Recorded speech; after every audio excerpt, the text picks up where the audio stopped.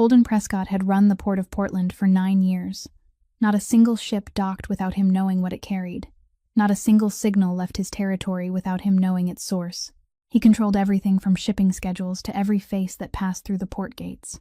Until Nolan, his right hand, the only person allowed to walk into his office without knocking, pushed through the door at 11 o'clock at night, face drained of color, clutching a medical report. Nolan was not a man who lost his composure easily.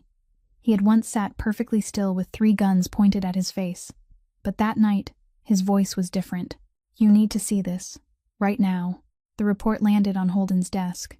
A routine health screening of a night shift dock worker, a woman named Jolene Ward. Buried inside the results was something no one could explain. An electronic signal transmitting from inside her body. Continuously. For the past 3 weeks. Sending data to an address that no one in the Prescott organization recognized.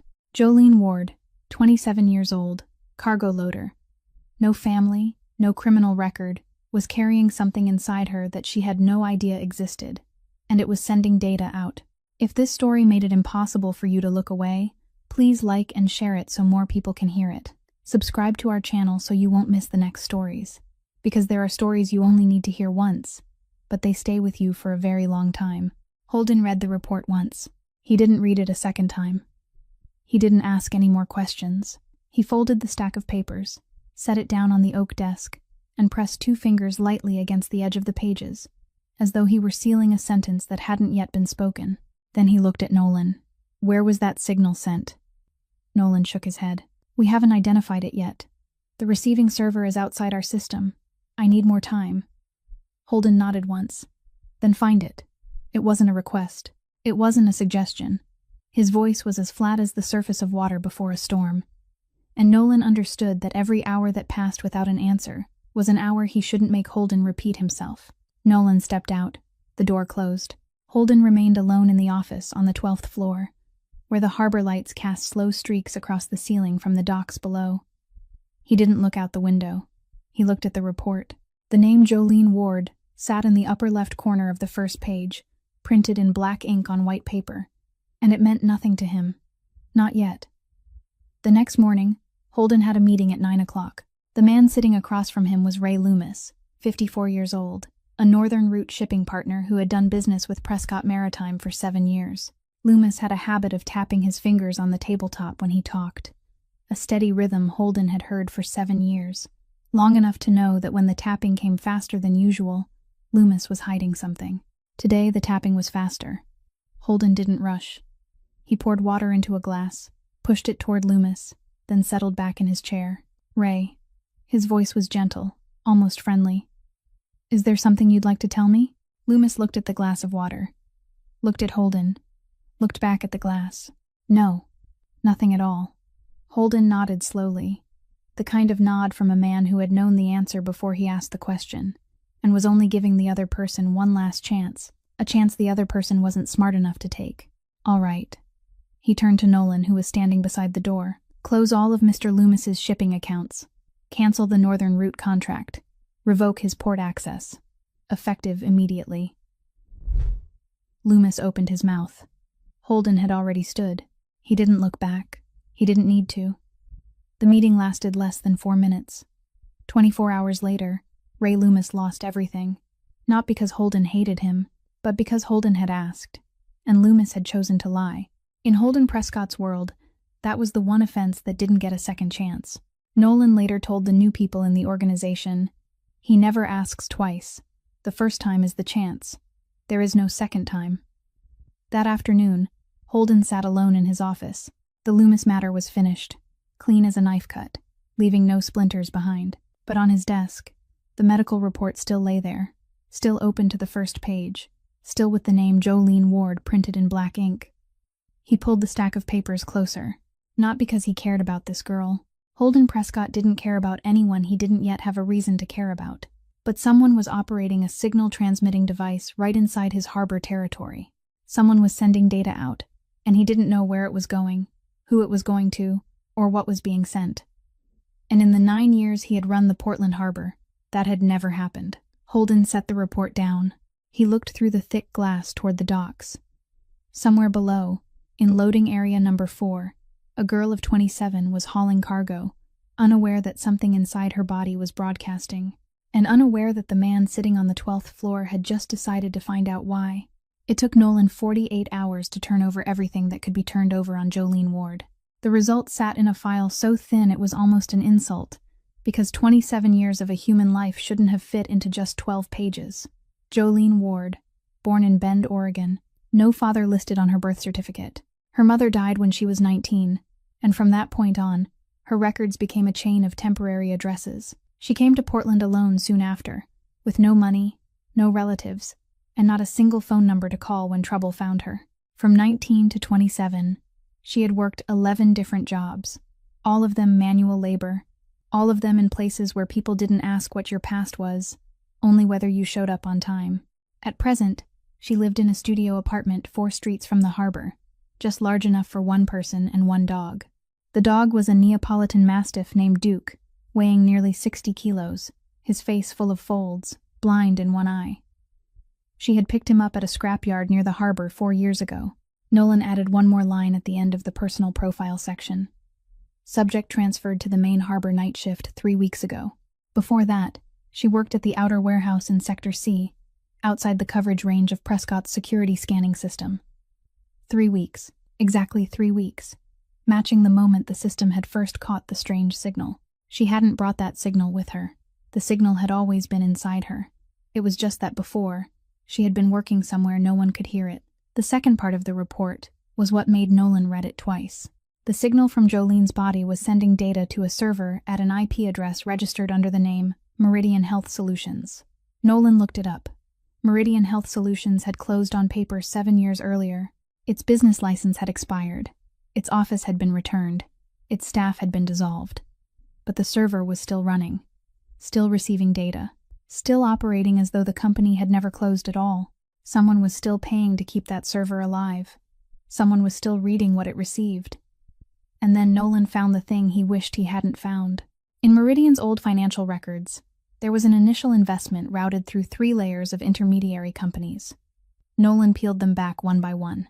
The first layer was a small medical investment fund in Nevada. The second layer was a pharmaceutical consulting company that had already been dissolved. The third layer, the final one, led to a name Nolan stared at for a long time before closing the file. Jerome Watt, the deputy of Prescott Maritime. The man in charge of the entire unofficial pharmaceutical side. The man who had sat at the same table with Holden for 12 years. Nolan brought both parts of the report to Holden's office that evening. He placed the Jolene Ward file on the desk first, then set the Meridian file on top of it. Holden read the Jolene section without expression. He read the Meridian section without expression too. But when he reached the line bearing Jerome Watt's name, his finger stopped on the page. Only for 1 second. Then he turned to the next page. "Don't touch Jerome yet," Holden said. His voice didn't change. "Keep digging." Nolan nodded. Then he added, "And the girl, Jolene Ward.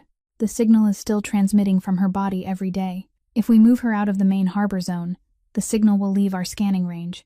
But at least she won't be standing in the middle of Prescott territory anymore." Holden looked at Nolan. "Leave her there." "Are you sure?" "If we move her, whoever's receiving the signal will know we found it. And when they know, they'll change the communication method, change the server, change everything. We'll lose the trail." He stood, then walked toward the window. "She stays there. The signal keeps transmitting. And we trace that signal back to its source." Nolan understood. He wasn't moving Jolene for her safety. He was keeping her there because she was bait. And in Holden Prescott's world, bait didn't need to know it was bait. Holden went down to the harbor for the first time on a Wednesday night, close to midnight, when the night shift was halfway through, and loading area number 4 blazed under the glare of industrial lights. He went with Nolan. But Nolan stopped in the parking lot 50 meters away, leaning against the side of the car, watching from a distance with the habit of a man who had grown used to protecting his boss without needing to stand right beside him. Holden walked into the harbor alone. He wore a dark coat and carried nothing with him, except his eyes and a reason he told himself belonged entirely to work. He had come to observe the source of the signal. Nothing more. The night shift loading area had about 15 people, mostly men, moving between containers and forklifts, with the steady rhythm of those who had done this work long enough for the body to run on its own, without the mind having to command it. Holden stood at the edge of the lit area, where the light began to fade into darkness, and he watched. No one looked his way. No one noticed there was a stranger there, except one person. Jolene Ward was pushing a cargo cart from the direction of container number 7 when she stopped.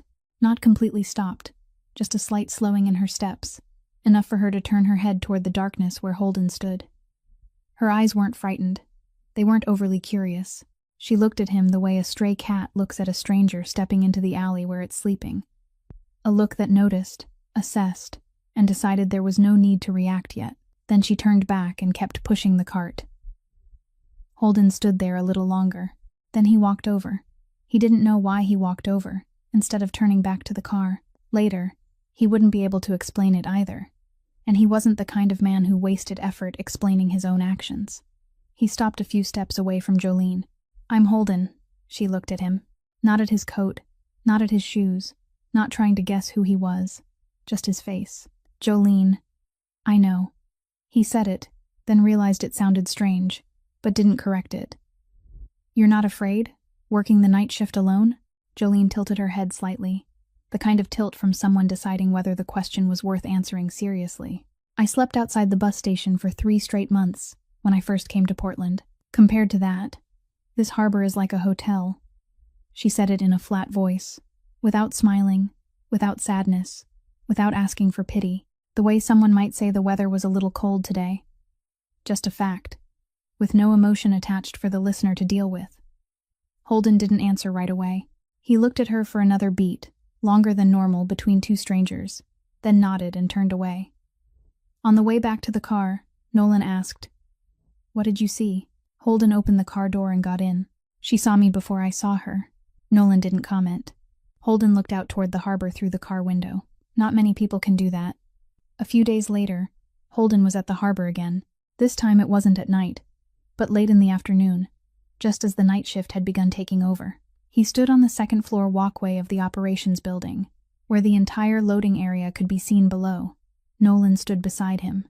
Down below, crane number 3 was moving a container from the ship to the holding area. Holden wasn't looking at the crane. He was watching Jolene working below, about 15 meters from the container. Then came the sound of metal breaking. No one had time to react. The container lock system malfunctioned, the retaining hook snapped open, and the steel box weighing several tons slipped from the crane. It fell. Everyone ran. Holden saw that Jolene didn't. She turned, saw a male coworker, at least 1.5 times bigger than she was, standing directly in the fall zone, his foot caught in the rail on the ground. She lunged toward him. Both hands grabbed the man's shirt, and she pulled with the full weight of her body. The man broke free from the rail. Both of them fell backward. The container slammed into the concrete less than 2 meters from them, the sound of steel striking concrete roaring across the harbor, shaking all the way up to the second-floor walkway where Holden stood. Dust flew, people shouted, alarms screamed. Holden looked down. Jolene was sitting up. She checked her coworker first, rolled him over, asked if he was all right, waited for him to nod, and only then looked down at her own forearm. A small shard of metal, thrown loose when the container struck, had sliced a long cut across her right forearm. Blood ran down to her wrist and dripped onto the concrete. Jolene looked at the wound, frowned, not because it hurt. She frowned because it was annoying. The way a person frowns when realizing they forgot to bring an umbrella on a rainy day. Holden stood on the walkway, his whole body motionless. Nolan stood beside him, followed the direction of his eyes, and looked down at Jolene sitting in the dust with her bleeding arm and a face that showed only mild inconvenience. "Don't." Nolan said it softly, but clearly. "You know what happens when you care about someone." Holden didn't look at Nolan, didn't answer. He left the walkway, went down the stairs, and walked straight toward the harbor medical room. Dr. Warren Oakes had been the Prescott family doctor for 20 years. He had stitched wounds at 3 o'clock in the morning, signed death certificates without asking the cause, and seen things an ordinary doctor would need an entire lifetime to forget. At 55, Oakes no longer had the capacity to be surprised by anything, or at least he thought so. Until Jolene Ward sat on the examination table in the harbor medical room with her right forearm bleeding, and her face as calm as if she were waiting for someone to call her coffee order. Oakes washed the wound, disinfected it, and put in 3 stitches. Jolene didn't wince, didn't pull her hand back. She watched him work with a mild curiosity, the way someone watches a mechanic change a tire, interested but not worried. "How many days until it heals, doctor?" Oakes knew the real answer. He had read the preliminary scan results from her previous routine examination, had seen the unusually high tissue regeneration markers. With this body, the wound would close faster than it would on anyone he had ever examined. But he didn't say that. 1 week, keep it clean. While Jolene sat waiting for the bandage to dry, Oakes did something that, technically speaking, fell outside the scope of treating a forearm wound. He used a handheld scanner, the specialized kind Holden had equipped the Harbor Medical Room with, and scanned along Jolene's spinal area. The reason he gave was that he needed to check whether the fall from pulling her coworker had affected her back. Jolene didn't ask anything more. The result appeared on the screen within 90 seconds, and Oakes read it once. Only once. He didn't need to read it again because he had suspected it from the previous examination, and now that suspicion had been confirmed by data so clear it made his blood run cold. A biological device, 3 millimeters in size, was attached to nerve tissue near the spine. It wasn't only transmitting a signal outward, it was operating internally. The device was releasing a tiny amount of a compound that stimulated tissue regeneration, increased bone mineral density, and raised the nervous system's response threshold to pain signals. In other words, someone had implanted something inside Jolene Ward's body that was not only tracking her, but also changing her from within. And it had been doing that for 8 years. "Have you ever had any serious injuries before?" Oakes asked, his voice normal, his hand still taking notes. Jolene thought for a moment. "Broken ribs, when I was 20. Lifted cargo the wrong way. Hurt like hell, but it healed fast. The doctor back then was surprised too." She gave a slight shrug. "I'm lucky. My body holds up pretty well." Oakes nodded, wrote down a few more lines, then told her she could go. Jolene hopped down from the examination table, flexed the arm that had just been bandaged, nodded her thanks, and walked out the door. She walked with the steady steps of someone who would go right back to work after leaving the medical room, not the steps of someone who had just been told something terrible. Because she didn't know. She truly, completely, didn't know. Holden was standing in the hallway when Jolene stepped out.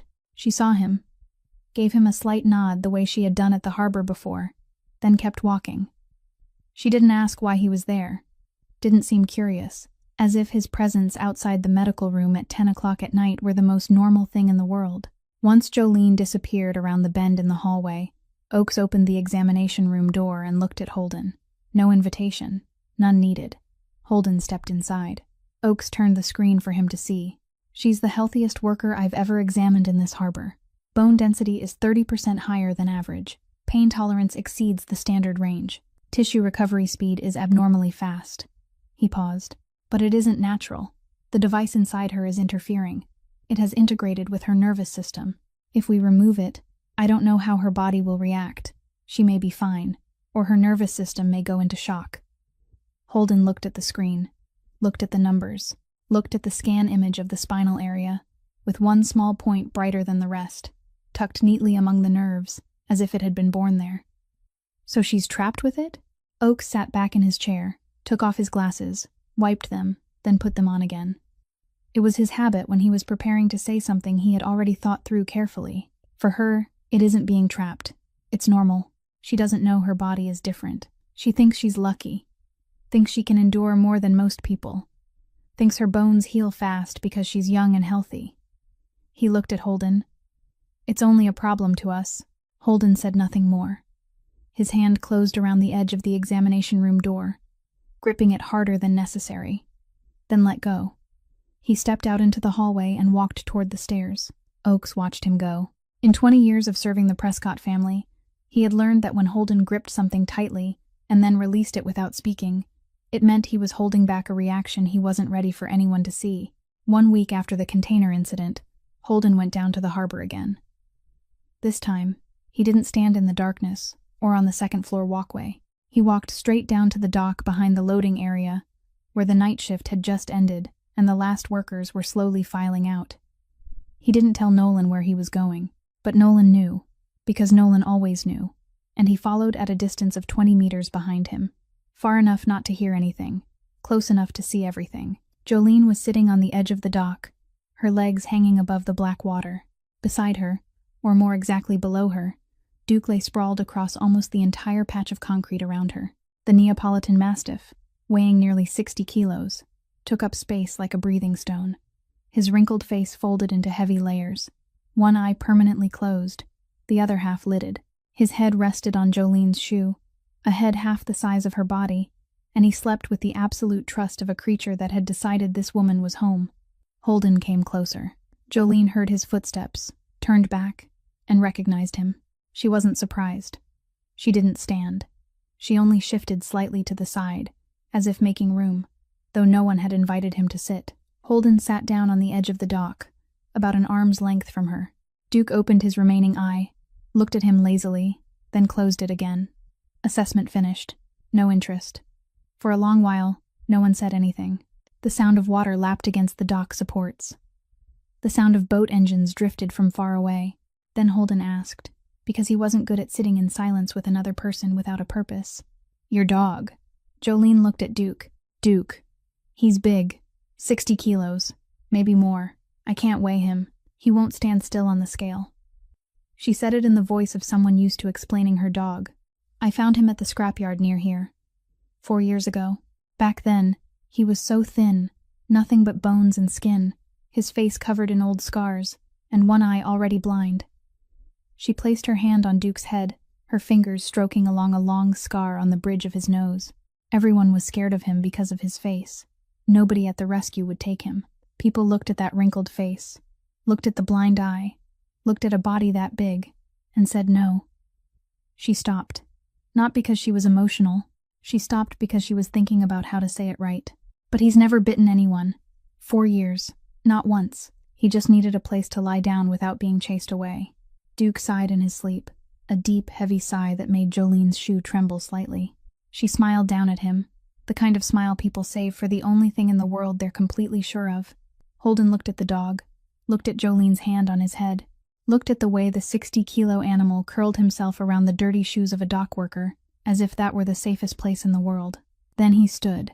He didn't say another word. Didn't say goodbye. Didn't explain.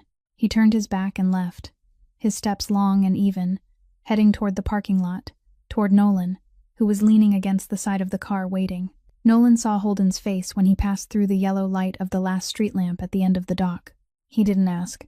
Not because he was afraid, but because there are expressions that, if you ask about them, force the other person to explain something they haven't yet understood, and Nolan had followed Holden long enough to know when to stay silent.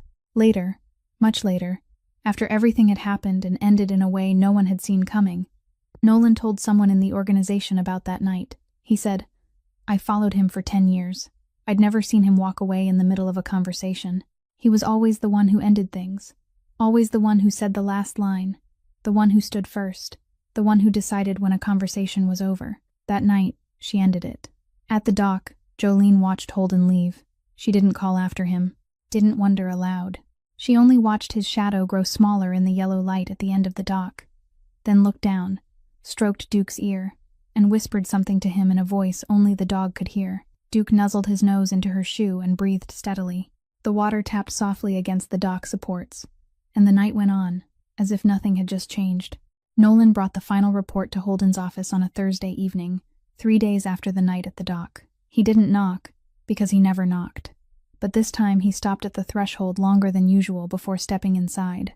Holden noticed that hesitation. He noticed because in 10 years, Nolan had never hesitated before anything, not even the worst news. "Say it."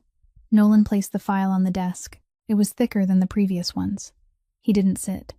"Jerome Watt is the investor behind Meridian Health Solutions." Holden didn't look at the file. He looked at Nolan. "Go on." Jerome used Prescott's gray pharmaceutical channels to move supplies for a man named Philip Hargrove, the man running the illegal medical research program that Meridian was built to cover. The supplies included biological devices, experimental pharmaceutical compounds, and tracking equipment. All of it moved through Prescott containers, through Prescott Harbor, through Prescott's shipping system, for years. Nolan stopped. Then he said the final part.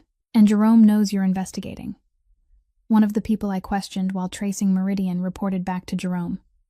2 days ago, Jerome contacted Hargrove's people right after he found out. Holden looked down at the file on the desk. He reached for it, opened it, and turned through a few pages. The copy of the financial transactions between Jerome and Meridian lay on the 4th page, as clear as a sentence being handed down. Every number, every date, every transfer recorded in black ink on white paper. Jerome Watt, the deputy in charge of the Gray pharmaceutical side, the man who sat at Holden's right hand in every meeting, the man who poured Holden's drink on Christmas Eve, the man who knew the safe code in this office. Holden closed the file. Very slowly, page by page, he set it down on the desk, pressed his palm flat over the cover as if smoothing a shirt. Then he spoke, and his voice wasn't louder than the sound of paper folding. 12 years, Nolan. Nolan stood by the door. He didn't look away. I know. Call Jerome in. Tomorrow morning. Exactly 8 o'clock. Nolan nodded and stepped out. He didn't ask anything more. There was no need to ask. That night, Holden stayed in the office. He didn't call anyone. Didn't read the file again. He sat in his chair, looking out the window, watching the harbor lights reflected on the black water below. 12 years wasn't a number. 12 years was 12 Christmases. Thousands of meals at the same table. Phone calls at 3 o'clock in the morning when things went wrong. Trust built from time. The kind you couldn't buy and couldn't get back once it was lost. And Jerome had sat at the same table with him through all of it, pouring water, laughing at the right moment, nodding in the right places, while underneath that table, he had been moving supplies for a man who implanted chips into the bodies of people nobody noticed. The next morning, exactly 8 o'clock, Jerome walked into the meeting room on the 12th floor. Holden was already seated. There was nothing on the table except a cup of coffee and a stack of papers turned face down. Nolan wasn't in the room, only Holden and Jerome. Jerome sat down. He still tapped his fingers on the tabletop out of habit. But today the rhythm was slower, and his eyes flicked to the face-down papers on the table more than once. Holden took a sip of coffee. Then he turned the papers over, faced them toward Jerome, and pushed them lightly across the table. Copies of the financial transactions. Jerome looked at the papers, looked at the first page. The tapping of his fingers stopped. He didn't turn to the second page. He didn't need to. The first page was enough. He understood. Holden looked at Jerome the way he had looked at Ray Loomis a few weeks earlier. But it was different. With Loomis, that gaze carried the cold disappointment of a man discovering an incompetent partner. With Jerome, that gaze carried no disappointment. It carried nothing at all. It was empty, and that emptiness was more frightening than any anger.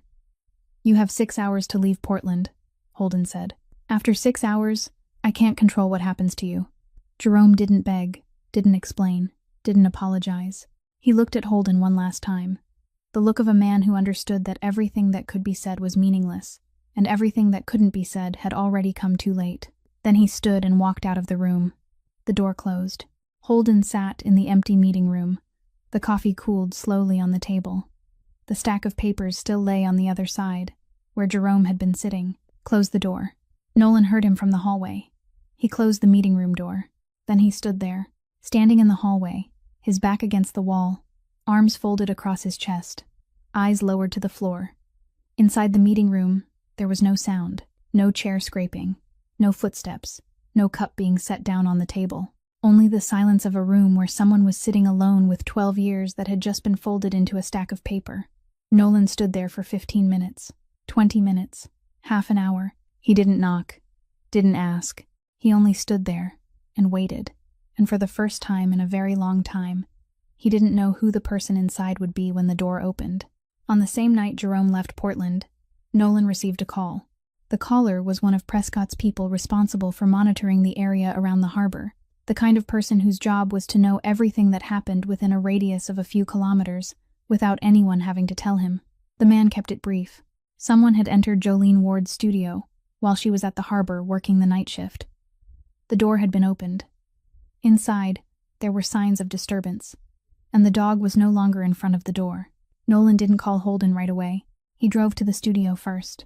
He needed to see it with his own eyes before reporting, because there are kinds of news that, if you report them wrong, you create panic for nothing, and there are kinds of news that, if you report them right, you need to be certain you're right. He arrived. The studio door was slightly open. Inside, the small room looked the way it always did. The folding bed, the tiny kitchen, the spare shoes in the corner, Duke's leash hanging from the hook beside the door, but the room felt larger than usual. Not because anything had been moved, because something was missing. Missing were the 60 kilos curled on the kitchen floor every night. Missing was the heavy breathing from the corner of the room. Missing was the enormous wrinkled head resting on the dirty shoes beside the door. Duke was lying on the kitchen floor. Nolan saw him before he saw anything else. The Neapolitan Mastiff lay on his side, his head pointed toward the door, as if the last thing he had done was try to stand between the door and whoever had come in. He wasn't moving.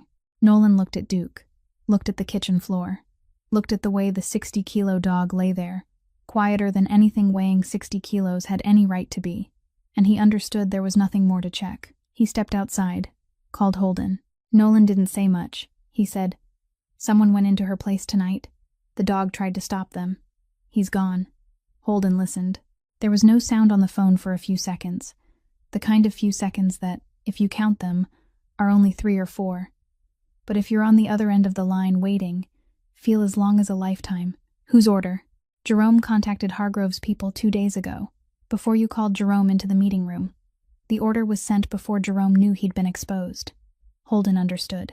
Jerome hadn't targeted Jolene because he knew Holden cared about her.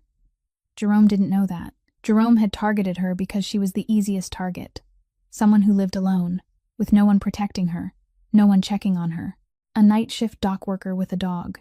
That was how Jerome sent his message to Holden. "I know you're digging, and I can touch anyone inside your territory."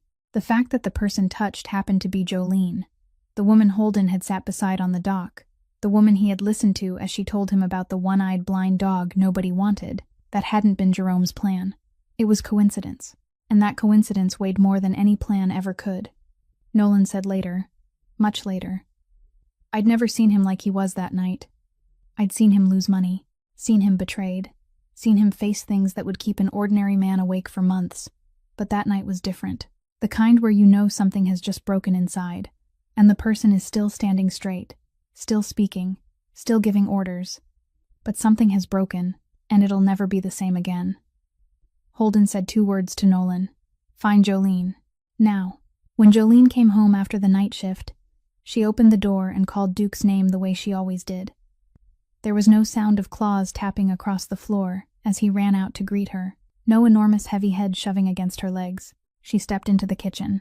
She saw Duke. She sat down on the floor beside him, placed her hand on his head, on the familiar wrinkles, on the long scar along the bridge of his nose that she had stroked thousands of times. She called his name. Once, twice, then she didn't call anymore. Duke's leash still hung from the hook beside the door. No one held it. And the small studio 4 streets from the Portland harbor, for the first time in 4 years, was so wide it was unbearable. Nolan found Jolene before Holden arrived. She was sitting in front of the studio door, on the concrete step, close to 4 o'clock in the morning. She didn't go back inside. Nolan understood why. Inside was something she didn't want to see one more time tonight. He called Holden, gave him the address, then stood 30 meters away beside the car and waited. Holden arrived within 15 minutes.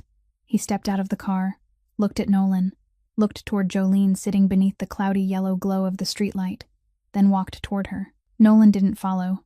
Jolene sat with her knees drawn up, her back against the door that had been pulled shut.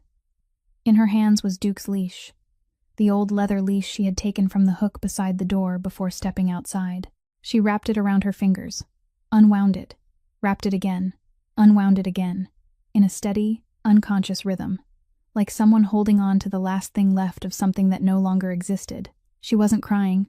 Her eyes were dry. Her face was calm, but it was the kind of calm that, if you looked closely, you'd see wasn't peace, but the control of someone holding everything inside by sheer will, because if she let go even a little, she wouldn't know how to gather herself back together. Holden sat down on the step beside her, half an arm's length away. He said nothing. Not because he was choosing his words, not because he was controlling the situation, but because he truly didn't know what to say, and for the first time, he didn't pretend that he did. They sat like that for a while. The sound of trucks passing somewhere in the distance, the faint hum of the streetlight above them. Then Jolene spoke. Her voice was flat, but flat in a different way. Not the voice she had used when talking about the bus station, or when telling him about Duke at the dock. This was the voice of someone saying every word very carefully, because she knew that if she spoke faster, or said more, her voice would break. Someone has been watching me. I've felt it for weeks, and you knew that. It wasn't a question. It was a statement. Holden stared straight ahead and didn't look at her. Yes. Jolene nodded slowly, the kind of nod from someone who had just heard confirmation of what she already knew, but still needed to hear it from another person's mouth for it to become real. My dog. She stopped. Her fingers tightened around the leash. Because of you. Because someone wanted to send you a message, right? Yes. No defense. No explanation. No, I didn't know beforehand. No, I didn't want this to happen. None of the things powerful people usually said when the consequences of that power fell onto someone else's head. Just one word. Yes. Jolene looked at him. For the first time that night, she turned her face fully toward him, and there was no anger in her eyes, no hatred, no fear. There was something worse than all of those things. There was clarity, the clarity of someone who had seen through every layer and had nothing left to guess. Then you owe me the truth. All of it. Not half. Not the version you think I can handle. All of it. Holden looked at her.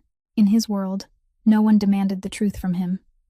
People demanded money, contracts, protection, favors. No one demanded the truth, because no one believed he would give it, and no one wanted to receive it if he truly did. Jolene was the first, and she demanded it, while sitting on a cold concrete step, her hand wrapped around the leash of a dog who was gone, her eyes dry, her voice steady.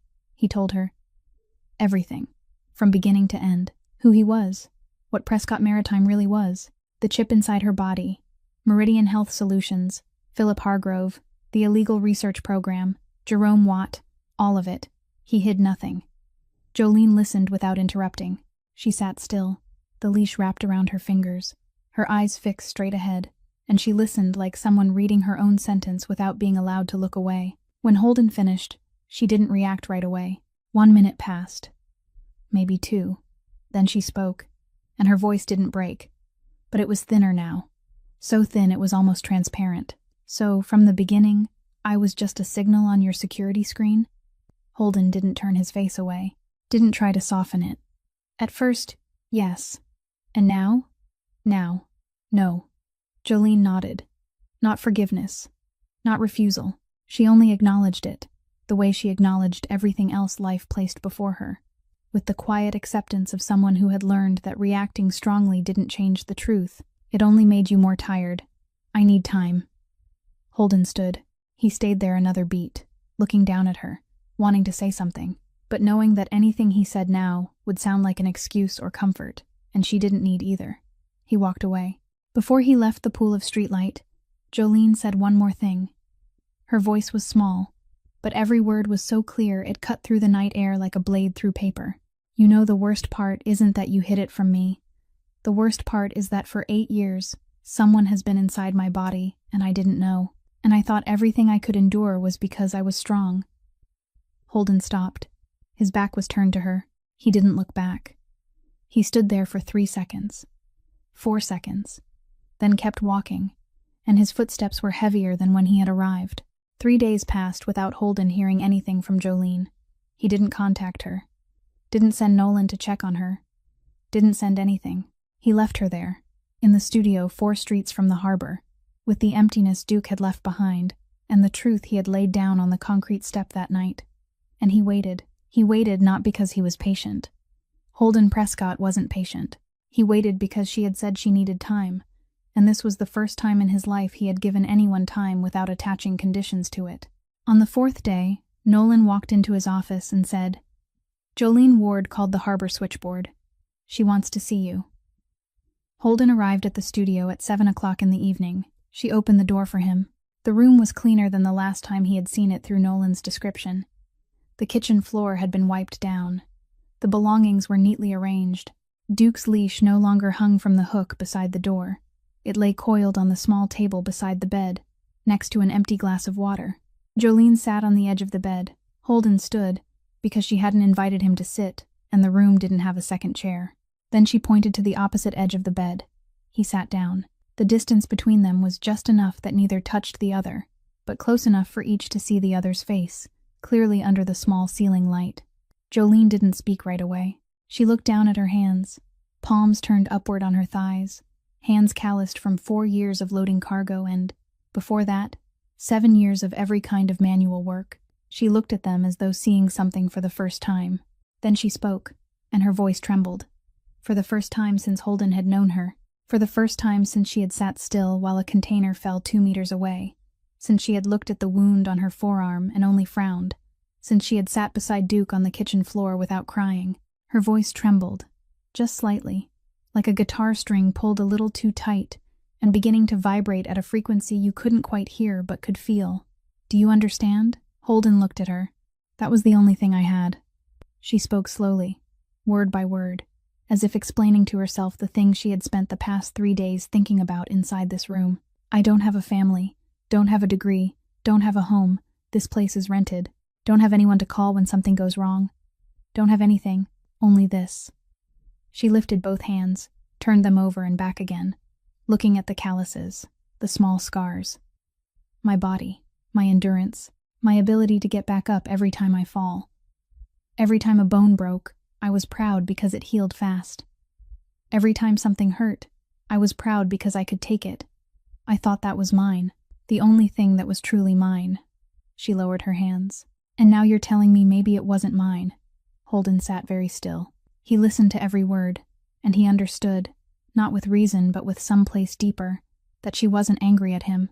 She wasn't angry at Hargrove. She wasn't angry at anyone. She was in pain. A different kind of pain. The kind of pain that comes from discovering the floor you've been standing on for 8 years may not have been the real floor, and you don't know whether, if you take another step, your foot will touch ground or fall through. Then he spoke, and he said more than Jolene had ever heard him say at any time, more than Nolan had ever heard him say at any time, more even than when he had told her the whole truth on the step the night before. He spoke slowly, clearly, each word chosen as if he were laying brick. "The chip didn't teach you to pull a man 1.5 times your size out from under a falling container. The chip didn't teach you to pick up a blind dog everyone was afraid of and take him home for 4 years. The chip didn't teach you to leave double the tip for the barista every morning even though you don't have much to spare." He stopped. "Those things aren't in any research program. There's no compound released from a 3mm chip that can teach a person to do those things."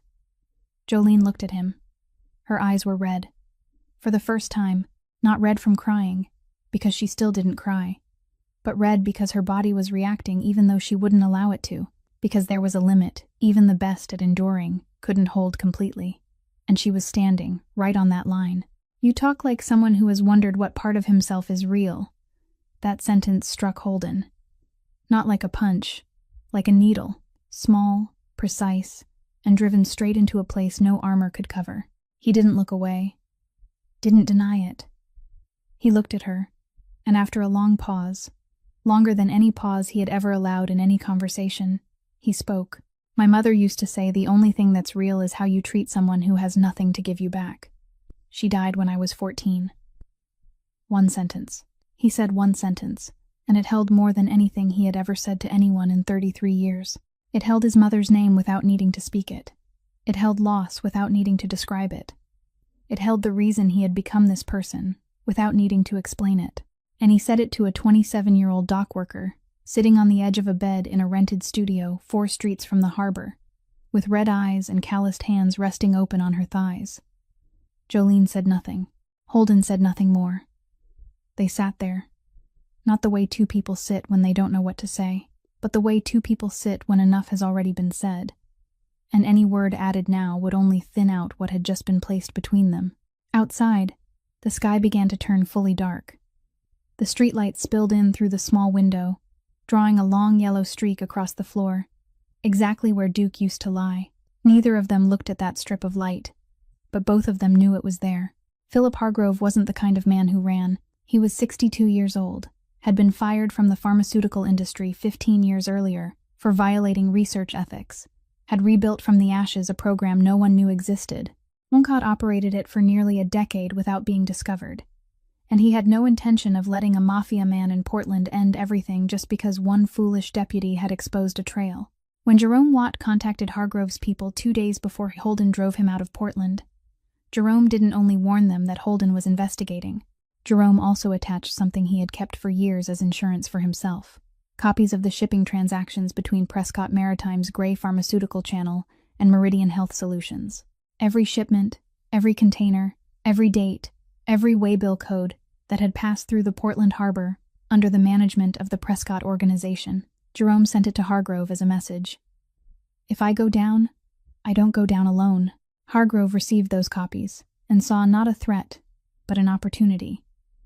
This evidence wasn't enough to expose the entire Prescott empire. It didn't contain information about money laundering, about the main smuggling routes, about the protection network, but it contained enough to prove that the Prescott Maritime Organization, even indirectly, had supported an illegal medical research program. And that was enough to give the FBI a legal reason to open an official investigation into Prescott's shipping system. And if the FBI started digging, they would find more, much more. Hargrove sent all the evidence to an investigative journalist in Portland, someone who specialized in organized crime and had already published 3 articles about shadowy harbor operations on the West Coast. He attached the Meridian files, the transaction lists, and enough context for the journalist to understand this wasn't fake news. Then he sat back and waited. Nolan received the information on Monday morning, from a source inside the newsroom whom Prescott had maintained a relationship with for years. The source kept it brief. An investigative article was being edited. The content involved Prescott Maritime and a medical research program, and it would go live within 72 hours. Nolan brought the news to Holden's office at 10 o'clock in the morning. He didn't talk around it, because this wasn't the time to talk around anything. Hargrove sent evidence linking Jerome and Prescott's shipping channel to a journalist. The article is being edited. The content is enough for the FBI to open an investigation if the article goes live. Holden stood beside the window. He didn't sit. "How long before the article goes up?" 72 hours. Maybe less. Holden looked down at the harbor through the glass. Number 3 pier was unloading cargo. Cranes moved. Containers lined up in rows. Everything below was still running. Still steady. Still normal. As if nothing was about to change. He calculated. If he attacked the journalist, the article would become a bigger scandal than the content of the article itself. If he stopped pursuing Hargrove, the man who had implanted chips into the bodies of 12 people would escape. If he did nothing, the FBI would knock on the doors of Portland Harbor within a week. 3 choices. All 3 bad. Nolan waited. He looked at Holden's back, at the way he stood motionless before the window, his hands hanging at his sides, and Nolan realized he wasn't calculating the next move. He was thinking about something else. Someone else. "Call Oaks," Holden said, still looking out the window. Then he turned around. "And tell Jolene to come see me." Nolan looked at him. In 10 years, Holden had never called anyone to come to him. He went to other people. He went down to the harbor. He drove to them. He stepped into rooms. Power went to other people, not the other way around. But today, he called Jolene to come. And Nolan understood that it wasn't because Holden was giving an order. It was because this time, he needed her here. Jolene arrived at the 12th floor office at 3 o'clock in the afternoon. She wore work clothes, loading boots, her hair tied neatly behind her. She walked through the hallway. Nolan led her into the way she would walk through a hospital corridor or a bus station, with the steps of someone who had grown used to entering places that didn't belong to her without needing anyone's permission. She didn't look around, didn't admire the building. Holden was waiting in the meeting room, the same room where Jerome had sat across from him a few days earlier. The conference table was empty, with only 2 glasses of water on it. Holden sat down. Jolene sat across from him. Nolan stepped out and closed the door. Holden told her. Briefly, without talking around it. Hargrove had struck back. The evidence linking Jerome to Prescott's shipping channel had been sent to an investigative journalist. The article would go live within 72 hours, maybe less. If the article went up, the FBI would have grounds to open an investigation into the Portland harbor. If the FBI came in, they would find more than what the article said. He told it in a flat voice, the voice of someone reporting the situation, adding no emotion, softening nothing, because she had demanded the whole truth, and he was giving her the rest of it. Jolene listened until he was done. She took a sip of water, set the glass down. "Hargrove, he's the one who put the chip in me?" "Yes. And if he gets away, he'll keep going?" Holden looked at her. "Possibly. He still has the data. Still has the server, still has the formula, And not just you. There are at least 12 others. Jolene nodded slowly, not in agreement. In acknowledgement, the way she acknowledged everything, with the cold precision of someone used to handling terrible information without letting it swallow her. Then, she said something Holden hadn't expected. I want to testify. Holden looked at her. He didn't look away, didn't glance toward Nolan through the glass, didn't look down at the table. He looked straight at Jolene, as if he were reading a page he thought he had finished, only to discover there was one last passage he had missed. Do you understand what you're offering? His voice was softer than usual, not because it was gentle, but because it was careful. Standing before the FBI, talking about the chip, about your body, about the Meridian program, all of it will become part of a public record. You won't be invisible anymore. Your name, your medical history, everything will be in files that anyone with authority can read. Jolene looked at him, and in her eyes there was no fear, no hesitation, not even recklessness. There was something else. Clarity. The same clarity with which she had looked at him that night on the concrete step. But this time it didn't cut. It shone. I'm not doing it for you, she said, and her voice didn't tremble the way it had in the studio a few days before. Her voice was steady. Every word stood upright. I'm doing it for the 12 other people. Nobody has told what's inside them yet. Maybe they're sitting somewhere too, thinking their bodies are healthy, thinking they're lucky, thinking that endurance belongs to them, just like I thought. She stopped. If speaking up helps put Hargrove somewhere he can't do this to anyone else again, I'll speak. Whether it saves you or saves this harbor, that's your problem. Holden listened. He listened to every word, and he recognized something he had never encountered in 33 years of living among the powerful, the wealthy, the ones who held control. She wasn't bargaining. She wasn't trading. She wasn't saying, I'll do this, and you give me that. She was saying, I want to do this, and her reason had nothing to do with him. He nodded. I'll find you a lawyer, the best one money can buy. No, Holden stopped.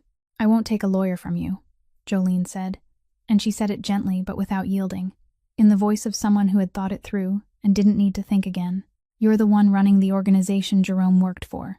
Your lawyer will protect your interests, no matter what you say. I don't want my lawyer listening to the two of you. She looked at him straight. Dr. Oakes, I trust him. If he recommends someone, I'll meet that person. Holden sat very still. In his world, people didn't refuse help from Holden Prescott. They accepted, thanked him, and owed him. That was how the system worked. That was how power was maintained. And Jolene Ward, a 27-year-old dock worker with no family and no money, had just refused him. Not because she was afraid, not because she hated him, because of principle, because she understood that accepting a lawyer from him meant owing him, and she didn't want to owe anyone while she was trying to take control of her life back. Holden nodded, a slow, heavy nod, the kind of nod he reserved only for decisions he respected, even when they went against what he wanted. All right. Oakes referred Jolene to an independent civil rights attorney in Portland, someone who specialized in representing victims in cases of medical ethics violations. The lawyer didn't know Holden Prescott existed, didn't know what Prescott Maritime had to do with the case beyond what the press was about to publish. Jolene met the lawyer that same afternoon. She told her story from the beginning, in a flat, clear voice, leaving nothing out, adding nothing. The same way she had told Holden about Duke at the dock, the same way she had spoken about sleeping at the bus station for 3 months. Only the truth, with no emotion attached for the listener to deal with. Holden paid the legal fees through a channel neither Jolene nor the lawyer would ever know about. He didn't tell anyone, didn't tell Nolan. He simply did it, in the dark. The only way he knew how to protect someone without controlling them. 72 hours. Holden had 72 hours, and he used every one of them. On the first night, he summoned 4 financial contacts in the Prescott network to the 12th floor office. It wasn't a meeting. There was no round table, no coffee, no presentation screen. Only Holden standing before the window and 4 people sitting there, and he spoke for 6 minutes. Philip Hargrove, Meridian Health Solutions, account lists, partner lists, supply contract lists. Cut them all off. Not freeze, not pause. Cut. One of the 4 asked. For how long? Holden looked at him. Before tomorrow morning. While the 4 financial contacts began making calls, sending orders, pulling wires, closing gates, on the other side of the city, Jolene Ward sat in the waiting room of the Portland FBI office with the lawyer Oakes had recommended. She wore clean jeans and a shirt she had bought the afternoon before, her first shopping trip in months, because she didn't have any clothes suitable for sitting in a federal office, and she knew it. The lawyer sat beside her, a file on her lap. Jolene sat with her back straight, both hands resting on the table, calm in the way she was always calm. But this time, that calm carried something else, something it hadn't carried before. Intention. She wasn't calm because she was used to enduring. She was calm because she had chosen to be here. While Holden cut off Hargrove's second financial line through an intermediary bank in Nevada, Jolene stepped into the interview room and began to speak. She told it in a flat, clear voice, leaving nothing out. At 19, she had come to Portland alone. No money, no relatives. She signed up for the Meridian Health Solutions program because she needed $500 a month to survive. 8 months of routine examinations. Then the program shut down. No one ever contacted her again. And 8 years later, she found out there was a device inside her body, one she had never agreed to have implanted. It was operating. It was sending data. It was changing her from the inside. She was living evidence. While Holden cut off Hargrove's third supply contract through a pharmaceutical company in Seattle, 2 FBI agents sat across from Jolene and took notes. They didn't interrupt her. No one interrupted her. While Holden cut off Hargrove's final partner, a private laboratory outside Denver that had supplied Meridian with biological compounds for 6 years, the Portland FBI signed the order to open an official investigation into Philip Hargrove and the illegal medical research program he had been running. 48 hours after Jolene walked into the FBI office, Hargrove was arrested at his apartment outside Portland. He didn't run. Not because he was brave, but because he had nowhere left to run. Accounts closed, contracts canceled, partners cut off contact, supply lines vanished. Before the FBI knocked on his door, Holden Prescott had wiped out everything Philip Hargrove could use to rebuild. The FBI only came to collect what was left. 8 of the 12 victims in the Meridian program were found, scattered across 4 states. They were informed about the devices inside their bodies. The other 4 were still being searched for. The article went live on schedule, but the content had changed. It wasn't Mafia organization exposed. It was nearly decade-long illegal medical research program, exposed after victim comes forward to testify. Prescott Maritime was mentioned indirectly through Jerome Watt, a former employee who had been dismissed, but it wasn't the center of the story. Holden escaped. Not cleanly, but he escaped. Nolan stood in the 12th floor office after Hargrove's arrest was confirmed. He looked at Holden. "She just saved you." Holden sat behind his desk, looking out the window, looking toward the harbor where the night shift was beginning, where somewhere in loading area number 4, Jolene might be hauling cargo, or drinking coffee in the break room, or sitting alone thinking about the day. "I know. What are you going to do with that?" Holden didn't answer. 2 weeks later, after everything had settled, after the article had been swept aside by other news, after the FBI had moved the case into prosecution and Hargrove was sitting in a cell waiting for his court date, Oakes met Jolene in the harbor medical room. He sat across from her beside the same examination table she had sat on weeks earlier with the wound on her forearm, and he talked to her about the chip. "It can be removed," he said. "Microsurgery, but it has been integrated into your nervous system for 8 years. The risk is high. You may lose part of the recovery ability you're used to, part of the pain threshold you've gotten accustomed to, or your body may adapt, and you may be fine. I don't know for certain." He stopped. "Or you can keep it. It's harmless now. The server has been shut down. No one is receiving data anymore.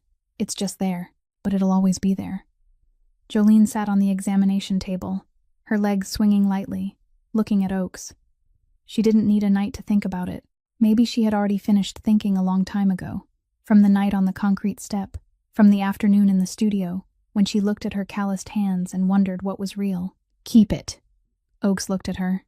"No matter who put it there," Jolene said. "I'm the one who has lived with it. For the past 8 years. I'm the one who woke up every morning. I'm the one who went to work. I'm the one who endured pain and stood back up. Not them." She looked straight at him. "The chip is theirs. This life is mine." Oakes nodded. He didn't write anything more in the file. There was no need. Some things were too large for paper to hold. 6 months later, the Portland harbor still operated. Ships still came into dock. Containers still lined up. Cranes still turned. The night shift still began at 10 o'clock and ended at 6 o'clock in the morning. And in loading area number 4, Jolene Ward still hauled cargo, still wore loading boots, still tied her hair neatly behind her, still worked with calloused hands that she now knew, more clearly than ever, belonged to her. On the 12th floor, Holden Prescott still sat behind the oak desk, still looked out the window toward the harbor, still ran Prescott Maritime with the control he had built over 9 years, 10 now, if the past 6 months were counted. Nothing had changed from the outside. Everything had changed from within. They weren't in love. No one said that word. There was no kiss in the rain, no confession in the night, no house key handed over, no belongings moved in. If you asked Nolan, he would say he didn't know what to call whatever was happening between Holden and Jolene. If you asked Jolene, she wouldn't answer. If you asked Holden, he would look at you in a way that would make you decide not to ask a second time. But there are things that happen without needing a name. One early autumn morning, Jolene opened the door of her studio to leave for an early shift and found a Neapolitan Mastiff puppy in front of the concrete step. He was small, but the kind of small you knew wouldn't stay small for long, with paws too large for his body, a face already full of wrinkles though he was only a few months old, drooping ears, and sleepy eyes. He wore a new leash, leather, good quality, with no name tag, no note, nothing but the dog and the leash. Jolene stood in the doorway and looked at him. He sat below the step and looked back at her. For a long while, 2 pairs of eyes looked at each other. One pair that had seen too much, and one pair that had seen nothing yet. Then Jolene sat down on the step. The dog stood, walked over, and crawled into her lap as if he already knew that place was his. As if someone had told him this was home. This was the person. This was where he could lie down without being chased away. Jolene placed her hand on his head. Her fingers stroked along the small wrinkles, softer than Duke's wrinkles, without scars yet, without the marks of anything at all. She didn't ask who had sent him. She didn't need to ask. From that morning on, every day at 5 o'clock in the morning, Jolene ran along the Willamette River. She ran while it was still dark, while the mist hadn't lifted, while the whole city was still asleep. And at the end of the riverside path, every morning, there was a black car parked silently, lights off, engine off. No one stepped out. The car was simply there, every morning, in the right place, at the right time, from the moment she started running until she finished. Then it left. Jolene never looked toward the car, but she knew it was there. And every evening after the night shift, when Jolene stepped into the workers' break room in loading area number 4, there was a cup of coffee on the table, the exact kind she drank, the exact temperature. No sender's name, no note, just 1 cup of coffee, every night, exactly when she needed it most. Jolene never asked who placed the coffee there. She picked it up, took a sip, and smiled. A small smile, almost invisible, the kind you would miss if you weren't looking closely.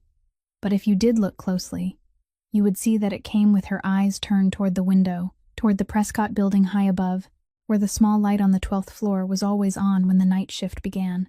Nolan asked Holden one evening, when he caught him calling the coffee shop near the harbor at 9:45 at night, 15 minutes before the night shift ended, "How long are you planning to keep doing this?" Holden put the phone down. "Until she tells me to stop." Nolan looked at him. "And if she never tells you?" Holden looked out the window, looked toward the harbor, toward loading area number 4, toward the riverside path where every morning he had a black car parked, unseen by some, known by all. Then good. There are people life breaks again and again. Their bodies are interfered with without anyone asking permission. People they trust betray them.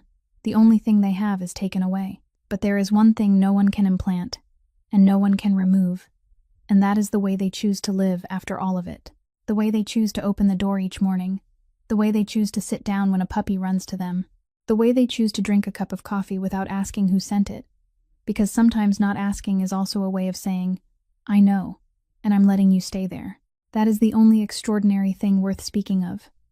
Not physical strength, not pain tolerance, not the chip or the compound or anything science implants in someone, but the way a person, after losing everything, still chooses to believe that life can be better if they keep walking. If this story touched you, share it with someone you think needs to hear it. Press the like button, subscribe to the channel, and walk with us every day through stories like this. We'd truly love to hear what you feel from deep inside your heart. So leave a comment below and tell us what you think, what you felt, because every comment from you is the motivation that keeps us telling stories worth hearing. We wish everyone watching this video good health, a joyful life, and peace in every day. Goodbye, and see you again in the next video.